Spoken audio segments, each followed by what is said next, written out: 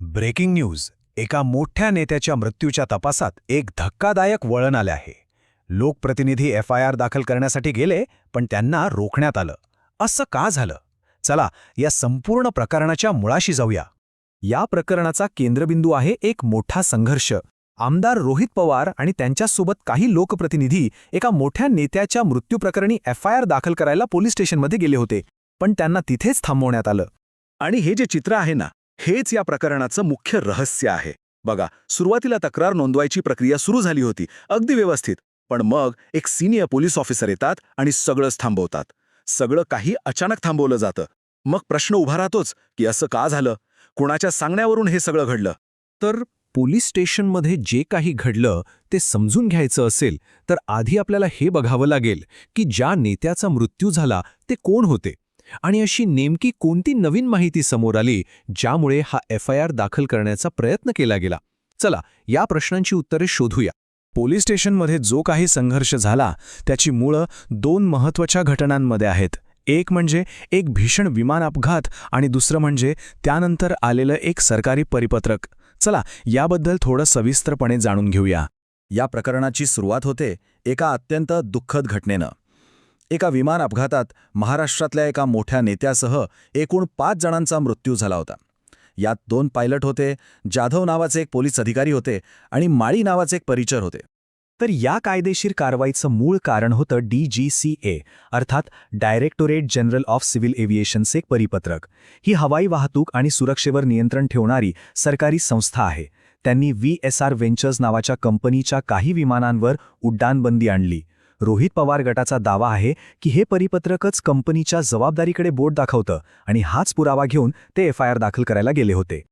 तर ही सगळी पार्श्वभूमी घेऊन आमदार रोहित पवार आणि त्यांचे सहकारी पोलीस स्टेशनला पोहोचले. आता पाहूया की तिथे नेमकं काय घडलं आणि हा वाद इतका का वाढला. तर बघा, मरीन ड्राईव्ह पोलीस स्टेशनमध्ये नेमकं घडलं तरी काय? रोहित पवारांच्या म्हणण्यानुसार ते आणि त्यांचे सहकारी तिथे पोचले. कायदेशीररित्या FIR दाखल करायचा होता. सुरुवातीला तर सगळं ठीक होतं. म्हणजे एक सिनियर PI आले, त्यांनी प्रक्रिया सुरू केली. अगदी लॅपटॉप वगैरे पण आणला गेला स्टेटमेंट टाईप करण्यासाठी. आणि मग अचानक एक ॲडिशनल DCP तिथे येतात आणि येता क्षणीच ते ही सगळी प्रक्रिया थांबवायला सांगतात. इतकंच नाही तर ते स्पष्टपणे सांगतात की तुम्हाला काय करायचे ते करा, आम्ही FIR नोंदवून घेणार नाही. पोलीस स्टेशनमध्ये जे काही झालं त्यानंतर आता अनेक कायदेशीर प्रश्न उभे राहिले आहेत आणि राजकीय आरोप प्रत्यारोपांनाही सुरुवात झाली आहे. यातले महत्त्वाचे मुद्दे आता समजून घेऊया. आता आपण थोडी कायदेशीर बाजू समजून घेऊया. भारतीय नागरिक सुरक्षा संहितेनुसार कोणताही दखलपात्र गुन्हा म्हणजे एखादा गंभीर गुन्हा घडल्यास त्याची FIR नोंदवणं हा प्रत्येक नागरिकाचा मूलभूत हक्क आहे आणि पोलीस तो नाकारू शकत नाहीत. आमदार याच कायदेशीर अधिकाराचा वापर करण्यासाठी पोलीस स्टेशनला गेले होते. आता या कायदेशीर अधिकाराची तुलना त्या पोलीस अधिकाऱ्याच्या कथित वक्तव्याशी करून बघा. जर लाखो लोकांचं प्रतिनिधित्व करणाऱ्या लोकप्रतिनिधींना अशी वागणूक मिळत असेल तर मग सामान्य माणसाचं काय? हा प्रश्न आता विचारला जातोय. कायद्याच्या अंमलबजावणीत ही कशी विसंगती आहे हे दाखवण्यासाठी रोहित पवारांनी ही तुलना केली.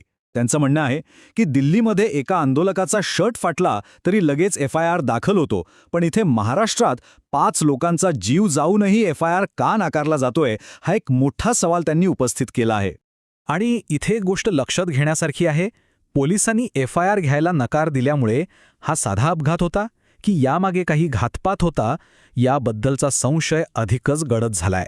प्रशासनाच्या याच भूमिकेमुळे आता आणखी नवीन प्रश्न निर्माण झाले आहेत. FIR नाकारल्यामुळे आता थेट राजकीय दबावाचे आरोप होऊ लागले आहेत. असे प्रश्न विचारले जात आहेत की सत्ताधारी पक्षाचे नेते प्रश्नांची उत्तरं देण्याऐवजी ट्रोलिंग का करत आहेत? ज्या कंपनीचं विमान होतं त्या कंपनीला कोण वाचवतंय? आणि सगळ्यात महत्त्वाचा प्रश्न, FIR न घेण्यासाठी पोलिसांवर कोणाचा राजकीय दबाव होता का? मुंबईमध्ये FIR दाखल करण्याचा प्रयत्न तर फसला, पण हा संघर्ष इथेच थांबलेला नाही. उलट तो आता एका नवीन आणि तितक्याच महत्त्वाच्या ठिकाणी नेण्यात आला आहे. आता रोहित पवार गटाने आपली पुढची दिशा स्पष्ट केली आहे. त्यांनी या संघर्षाचं केंद्र आता बारामतीला हलवलं आहे, जे उपमुख्यमंत्री अजित पवार यांचं राजकीय कार्यक्षेत्र मानलं जातं. उद्या सकाळी 10 वाजता बारामती तालुका पोलीस स्टेशनमध्ये पुन्हा एकदा FIR दाखल करण्याचा प्रयत्न केला जाणार आहे. आणि या एका वाक्यातून त्यांनी आपला निर्धार स्पष्ट केलाय. ही गोष्ट इथेच संपणार नाही. जोपर्यंत न्याय मिळत नाही तोपर्यंत हा लढा सुरूच राहणार आहे. आणि जाता जाता एक महत्त्वाचा प्रश्न, विचार करायला लावणारा प्रश्न. जर कायदा आपल्याला अधिकार देतो पण प्रशासनच तो पाळायला तयार नसेल तर मग नागरिकांच्या हक्कांचं आणि कायद्याच्या राज्याचं काय होणार?